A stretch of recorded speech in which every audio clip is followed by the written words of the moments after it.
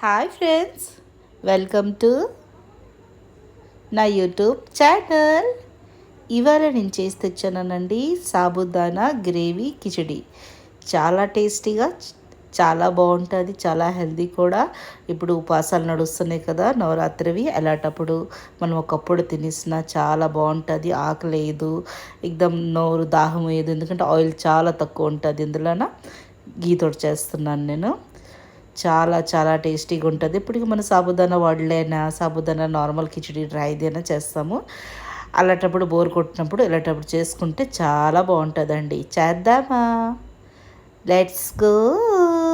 అందరికంటే ముందు 2 కప్పులు సగ్గు బియ్యంని చక్కగా వాష్ చేసి దాన్ని నిండగా ఉన్నట్టుగా వాటర్ వేసి నేను దీనికి నానపెట్టుకున్నాను. నైట్ అయినా నానపెట్టుకోవచ్చు, లేకపోతే మార్నింగ్ అయినా మీరు దీన్ని నానబెట్టుకొని రెడీ చేసుకోవచ్చు. అంటే ఒక 2-3 గంటల మునిపైన చేసుకొని రెడీ చేసుకోవచ్చు. ఇలాగ కిలాగా వస్తాయి. దాని తర్వాత ఒక కడాయి తీసుకుంటున్నానండి. దీనిలో వేస్తున్నాను 2-3 స్పూన్ల నెయ్యి.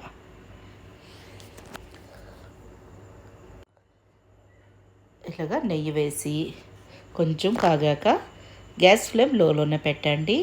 ఒక 1 స్పూను జీలకర్ర వేస్తున్నాను. ఏంటి, ఇప్పుడు ఉపవాసాలు కదా, సరసావులు ఇలాంటివన్నీ నడవు, అందు గురించి జీలకర్ర వేస్తున్నాను. జీలకర్ర బాగా చిటపటలాడినప్పుడు దీనిలోనికి కొంచెం ఇంగ్రీడియంట్స్ వేసుకుందాం. నెయ్యితో చేస్తే చాలా టేస్టీగా ఉంటుంది అండి. కానీ మీరు ఉపవాసంలోన ఆయిల్ తింటానంటే వేసుకోవచ్చు మీరు ఆయిల్ అయినా. దాని తర్వాత ఇవ్వండి మీడియం సైజులోన కట్ చేసిన ఆలూలు, పొటాటోస్లు, తర్వాత ఒక గుప్పుడు ముంగ్ఫలి, వేరుశనగకాయ గుడ్లు ఇలా వేసుకొని దీన్ని బాగా కలిపేసుకోవాలి. కలిపేసిన తర్వాత దీన్ని చక్కగా దీనికి ఆలు ఉడికినంత మూత పెట్టుకొని దీనికి చాలా బాగా ఫ్రై చేసుకోండి. గ్యాస్ ఫ్లేమ్ లోనే పెట్టండి. ఏంటి, ఇప్పుడు ఉపవాసాలు తెల్లవారు నుంచి ఉండి సాయంకాలం వదిలి తింటారు కదా, తెల్లవారు నుంచి ఇలాగా డీప్ ఫ్రైలు అంటే సాయంకాలం తింటే చాలా దాహం వేస్తుంది. చాలామంది తెల్లవారే తింటారు, సాయంకాలం తినరు, అలాగనుకున్నది అయితే చాలా దాహం వేస్తుంటే ఇలాగ మనము కిచడీ ఇలా చేసుకొని ఇలాగ వాటర్ ఫామ్లో చేసుకుంటే దాహం ఇంకేయదు, మళ్ళీ కడుపు ఇంక నిండిపోయి ఉంటుంది. లేకపోతే ఆయిల్ మళ్ళీ మసాలా ఎలాగో తినరు, బయటగా కొంచెం ఆయిల్ వేదని తింటే చాలా నోరు దాహం వేస్తుంటుంది. అలాంటప్పుడు ఇలా చేసుకుని తింటే చాలా బాగుంటుంది. ఇలాగా ఆలు చక్కగా ఉడికిపోవాలండి. చాలామంది ఎల్లటి కిచడీలకి ఇంకా డీప్ ఫ్రై చేసి తీస్తారు, కానీ నేను షెల్లో ఫ్రై చూపిస్తున్నాను మీకు. మూత పెట్టి ఆలూల్ని ఒక 6-7 నిమిషాలు చక్కగా వేగనివ్వాలి. ఆలూల్ని, ముంగ్ఫలీని చూడండి. 6 నిమిషాల తర్వాత తీస్తాను నేను. మూత తీస్తాను, దీనికి చక్కగా వేగనిద్దాం. ఆలు చూస్తున్నాను, ఉడికిపోయిందండి ఆలు. ఇలా చక్కగా ఆలు ఉడికిపోయింది, వేగిపోయినాయి కూడా. ఇలాగా కరకరలాడుతూ చాలా బాగుంటుందండి.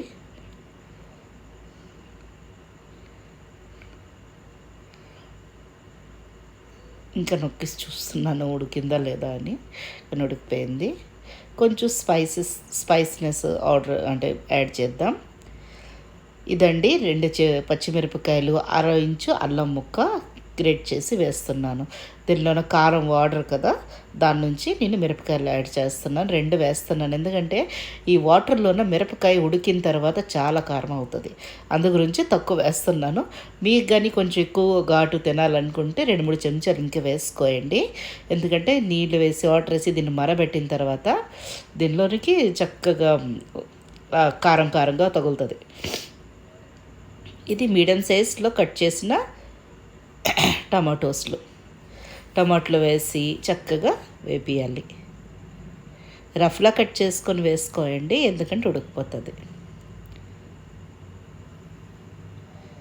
ఇలాగా వేసి దీన్ని బాగా కలిపేసుకొని దీన్ని మూత పెట్టుకోండి. ఎందుకంటే దాన్ని ఆలు ఉన్న ముంగ్ఫలి వేసేటప్పుడు దాన్ని ఉప్పు వేస్తాను నేను, సేందా నమక్ అంటారు, అది అది వేసిన తర్వాత టమాటా వేస్తే చక్కగా గ్రేవీలాగా వచ్చేస్తుంది. అంటే టమాటా ఉడికిపోతుంది, ఎందుకంటే ఉప్పు వేస్తే చక్కగా ఏదైనా చక్కగా ఉడికిపోతుంది. అలా చక్కగా ఉడికిపోయి ఇలాగా వాటర్ బయటకు వచ్చేస్తే కలిపేసి దీనిలోకి దగ్గరికి ఇలాగా కలిపేసిన తర్వాత టమాటో చక్కగా అయితే నిద్రైపోయింది కదా, ఈ సగ్గుబియ్యం ఉంది, సగ్గుబియ్యంని వెలుగ వేసేసుకోవాలి. మరి నానపెట్టాము కదా అవి. కొంచెం వాటర్ ఎక్కువైనా పర్లేదు, సగ్గుబియ్యం ఏదైనా వాటర్లోనే వేస్తున్నాము. లేకపోతే ఇలా ఫ్రై చేయాలంటే దానికి తక్కువ నీళ్ళు వేసుకొని కొంచెం చేసుకుంటే ఇంకా విడివిడిగా చాలా బాగా వస్తుంది. ఆ సాబుదానా కిచిడి ఎలా చేయాలి నార్మల్ చేస్తుంటారు కదా, అది నా ఛానల్లో ఉంది, మీరు వెళ్ళి చూసుకోవచ్చు. సగ్గుబియ్యం వడ్లింక్ ఎలా చేయాలి అవన్నీ చూపించున్నాను, మీరు వెళ్ళి చూడండి. ఎలాగ వేసుకొని దీన్ని చక్కగా కలిపేసుకోండి.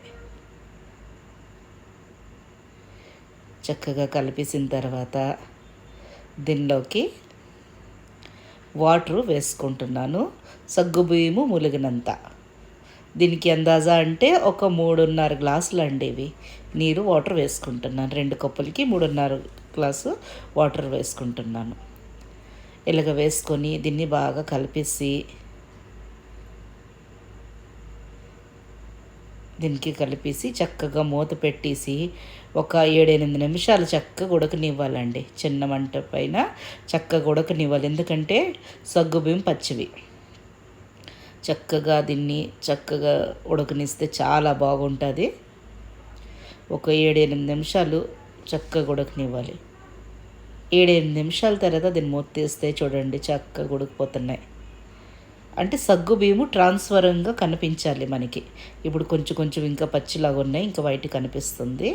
ఇలాగా మూత తీసి దీన్ని చక్కగా కలిపేసుకోండి. మీకు కన్నా వీడియోస్ నచ్చినట్టుగా అయితే ప్లీజ్ లైక్ చేయండి, షేర్ చేయండి, సబ్స్క్రైబ్ చేయండి, కమెంట్ చేయడం మాత్రం మర్చిపోతే. ఎలా రెడీ అయింది మీతోటి కూడా సగ్గుబియ్యం తలక గ్రేవీ కిచిడి, అంటే వాటర్ లాంటిది కిచిడి.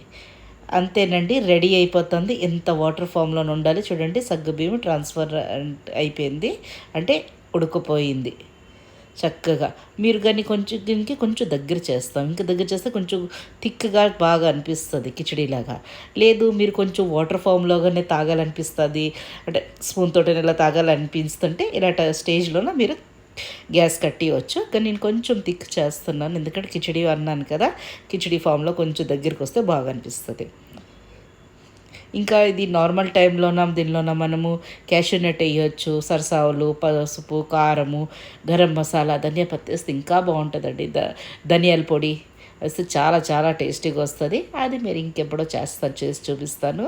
మీరు తప్పకుండా కమెంట్ చేయండి. మళ్ళీ సంగీస్ రెసిపీస్లో మీరు ఏంటి చూడాలనుకుంటున్నారో తప్పకుండా కమెంట్ చేస్తే నేను చేసి చూపిస్తాను మీకు నేను.